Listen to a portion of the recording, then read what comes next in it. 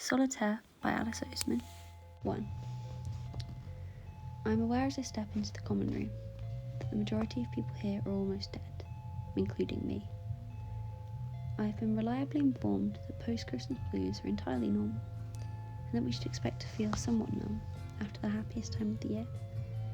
But I don't feel so different now to how I felt on Christmas Eve, or on Christmas Day, or on any other day since the Christmas holiday started. I'm back now, and it's another year. Nothing is going to happen. I stand there. Becky and I look at each other. Tori, says Becky. You look a little bit like you want to kill yourself. She and the rest of our lot have sprawled themselves over a collection of revolving chairs around the common room computer desks. As it's the first day back, there has been a widespread hair and makeup effort across the entire sixth form, and I immediately feel inadequate. I deflate into a chair and nod philosophically. It's funny because it's true.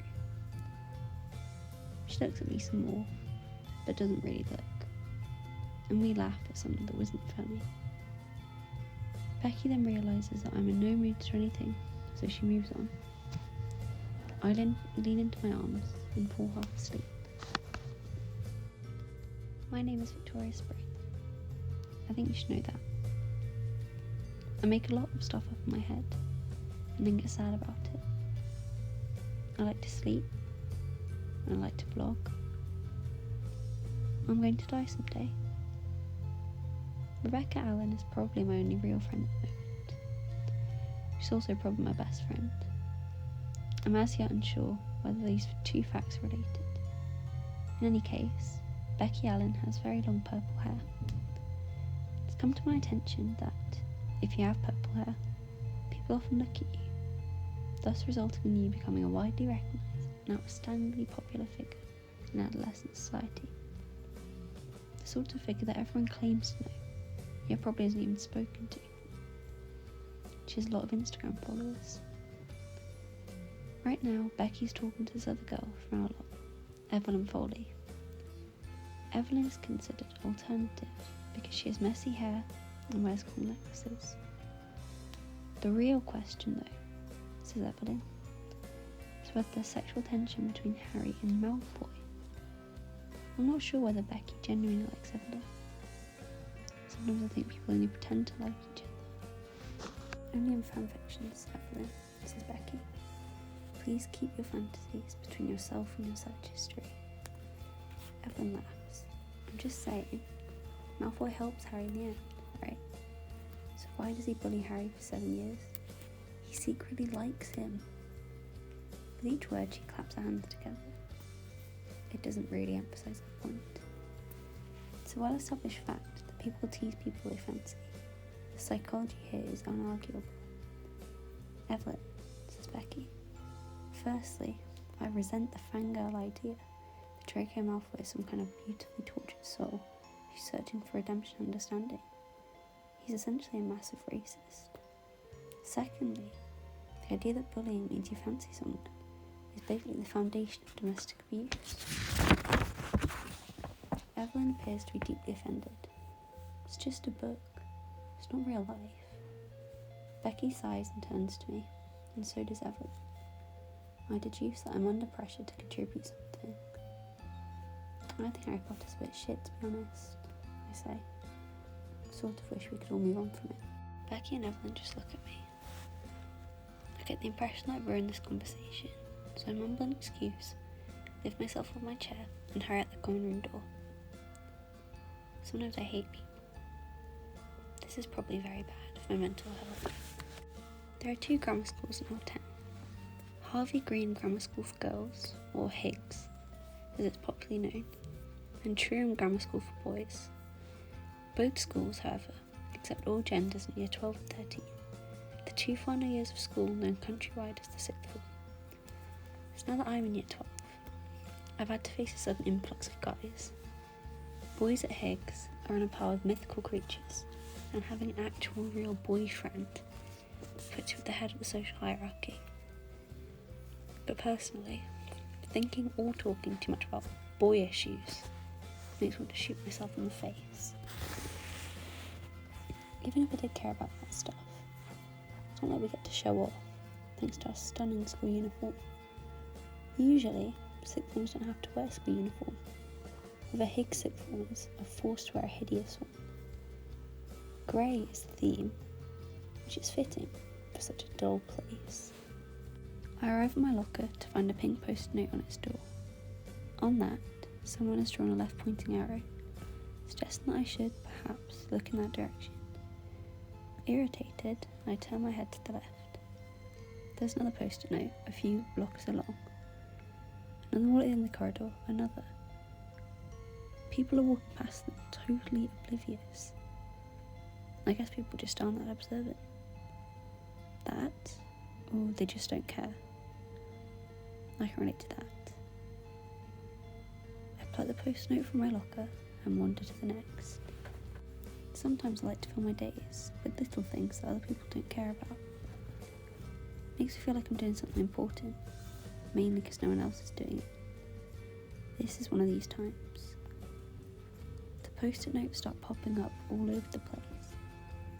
The penultimate post-it note I find depicts an arrow pointing forwards and is situated on the door of a closed computer room on the first floor. Black fabric covers the door window. This particular computer room, C16, was closed last year for refurbishment, but it doesn't look like anyone's bothered getting started. Sort of makes me feel sad to tell you the truth, but I open C16's door anyway, enter and close it behind me. There's one long window stretching the length of the far wall, and the computers here are bricks. Solid cubes. Apparently I've time travelled to the 1990s. I find the final post-it note on the back wall, bearing a URL. solitaire.co.uk. Solitaire is a card game that you play by yourself. It's what I used to spend my IT lessons doing, and it probably did a lot more for my intelligence than actually paying attention. It's then that someone opens the door.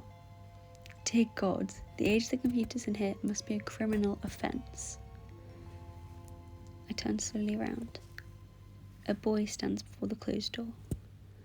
I can hear the haunting symphony of dial-up connection, he says, eyes drifting, and after several long seconds, he finally notices he's not the only person in the room. He's a very ordinary looking, not ugly, but not hot, miscellaneous boy. His most noticeable features is a pair of large, thick-framed, square glasses that sort of make him look like he's wearing 3D cinema glasses. He's tall and has a side parting. In one hand, he holds a mug, in the other, a piece of paper and a school planner. As he absorbs my face, his eyes flare up. I swear to God they double in size. He leaps towards me like a pouncing lion, fiercely enough that I stumble backwards in fear that he might crush me completely. He leans forward so that his face is centimetres from my own. Through my reflection in his ridiculously oversized spectacles, I notice he has one blue eye and one green eye. Heterochromia. He grins violently. Victoria Spring, he cries, raising his arms into the air. I say and do nothing. I have a headache. You are Victoria Spring, he says. He holds a piece of paper up to my face. It's a photograph of me. Underneath in tiny letters, Victoria Spring 11A. It's been on display in the staff room. In year 11, I was a form leader. Mostly because no one else wanted to do it, so I got volunteered. All the form leaders had their pictures taken. Mine is awful. It's before I cut my hair, so I sort of look like the girl from the ring. It's like I don't even have a face. I look into the blue eye. Did you tear that right off the display?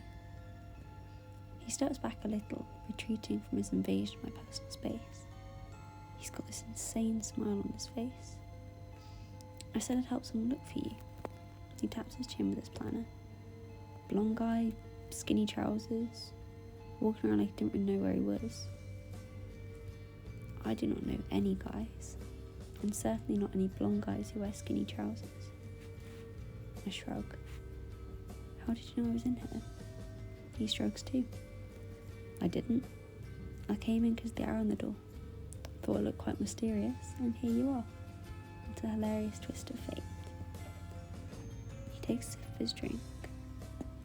I've seen you before, he says, still smiling. I found myself squinting at his face. Surely I must have seen him at some point in the corridor. Surely I will remember those hideous glasses. I don't think I've ever seen you before. That's not surprising, he says. I'm year 13, so you wouldn't see me much. And I only joined your school in September. I did my year 12 at Truro. That explains it. 4 months isn't enough time for me to commit a face to memory. So, he says, tapping his mug, what is going on here? I step aside and point unenthusiastically to the post-note on the back wall. He reaches up and peels it off. Solitaire.co.uk. Interesting. Okay. I'd say we could boot up one of these computers and check it out, but we probably both expire before Internet Explorer loaded. Bet you any money they all use Windows 95. He sits down on one of the swivel chairs and stares out the window at the suburban landscape. Everything is lit up like it's on fire. You can see right over the town and into the countryside. He notices me looking too. It's like it's pulling you out, isn't it? He says. He sighs to himself. I saw this old man on my way in this morning. He was sitting at a bus stop with headphones on, tapping his hand on his knees, looking up at the sky. How often do you see that? An old man with headphones on. I wonder what he was listening to. You'd think it would be classic, but it could have been anything. I wonder if it was sad music. He lifts up his feet and crosses them on top of the table. I hope it wasn't. Sad music is okay, I say, in moderation. He swivels around to face me and straightens his tie. You are definitely Victoria Spring, aren't you? This should be a question, but he says it like he's already known for a long time. Tory, I say, intentionally monotone. My name is Tory. Puts his hands in his blazer pocket. I fold my arms. Have you been in here before? He asks. No. He nods. Interesting. I widen my eyes and shake my head at him. What? What? What's interesting? I don't think I could sound less interested. We both came looking for the same thing. And what's that? An answer? I raise my eyebrows. He gazes at me through his glasses. Aren't mysteries fun? He says. Don't you wonder? It's then that I realise I probably don't. I realise I could walk out of it and literally not give a crap about solitaire.co.uk or this annoying loudmouth guy ever again. Because I want him to stop being so goddamn patronising, I swiftly remove my phone from my blazer pocket, type solitaire.co.uk into the internet address bar, and open up the webpage. What appears almost makes me laugh. It's an empty blog. A troll blog, I guess. What a pointless day this is. I thrust the phone into his face. Mystery solved, Sherlock. First he keeps on grinning like I'm joking, but soon his eyes focus downwards onto the phone screen, and in a kind of stunned disbelief he removes the phone from my hand. It's an empty blog, he says. Not to me, but to himself, and suddenly, and I don't know how this happens, I feel deeply, deeply sorry for him. Because he looks so bloody sad.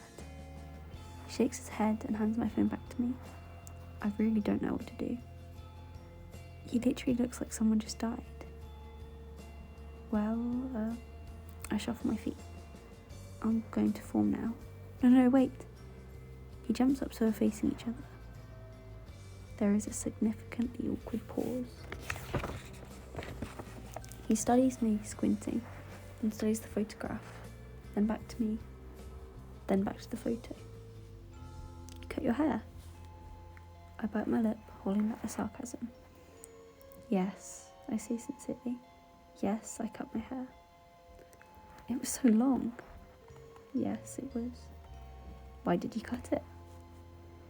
I'd gone shopping by myself at the end of the summer holidays because there was so much crap I needed for sixth form, and Mum and Dad were busy, and I just wanted out the way. What I failed to remember was that I was awful at shopping.